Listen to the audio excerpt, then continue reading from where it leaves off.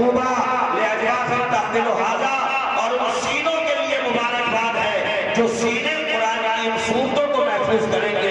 व तूबा लिअल्सिनतिन ततकल्लमु बिहाज़ा, और उन ज़बानों के लिए मुबारकबाद है जो ज़बानें कुरान की सूरतों की तिलावत करेंगी।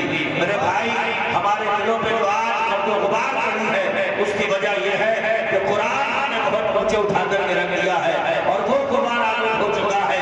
खुदा की कसम, जंगल में, सहरा में, बयाबान में पढ़ो, मीनार में पढ़े हैं तो मैदान में पढ़ो, ये बेखबर वजूदी तुम्हें क्या बताएंगे कल होने वाला क्या है। हम पढ़ते ही नहीं हो, बहुत बुरे हालात है हमारे। खुदा की कसम, अल्लाह जाने मुझे तो रिशा मिला किस शक्ल में। दौरे तालिब इल्म में मैंने रिशा के बारे में बहुत सुना था, बड़े जज्बा इसके, बड़े जिंदा एहसासात का मालिक है रिशा, मगर इस कदर हालात खराब है इस रिशा के कि आप समझ में नहीं आता कि बोले तो क्या बोले, समझाएं तो क्या समझाएं। अजीब हंगामी हालात आप पैदा कर देते हो, किसी की सुनने के लिए तैयार नहीं हो। खुदा के लिए इत्मीनान और करार के साथ में दीनी इजलास में तो बैठ लिया करो और ये नियत ये करके बैठा करो कि यहाँ पर शरीयत सिखाई जा रही है, ये एक रात की पाठशाला होती है, ये एक रात की दरसा होती है, ये एक रात का मदरसा होता है। हम पूरे साल दर्स का हमें बिठा करके आपके बच्चों को पढ़ाते हैं और एक रात में बैठ करके कोशिश करते हैं कि बच्चों के बाप को पढ़ा सके।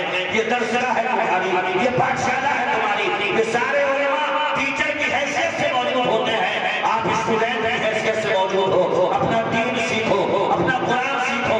मेरे भाई, ये दौलत जो ये बच्चे यहाँ से लेकर के जा रहे हैं इसे मामूली मत समझना।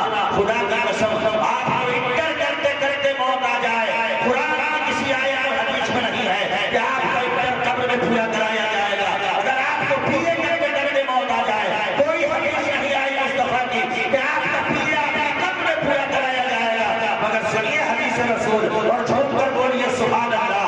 आप इरशाद फरमाते हैं, मन मारा कुरान सुम्मा माता कबला यशअज़हिरहु अताहु वलम फी कब्रिही फअल्लमहु फी कब्रिही व यल्क़ल्लाह व क़द इस्तज़हरहु। हुजूर फरमाते हैं, जिसको कुरान पढ़ते कुरान हिफ्ज़ करते करते अगर मौत आ गई, कब्र में रख दिया जाएगा, मेरे हुजूर इरशाद फरमाते हैं, अताहु वलम फी कब्रिही, अल्लाह उसको कब्र में फरिश्ते को भेजेगा।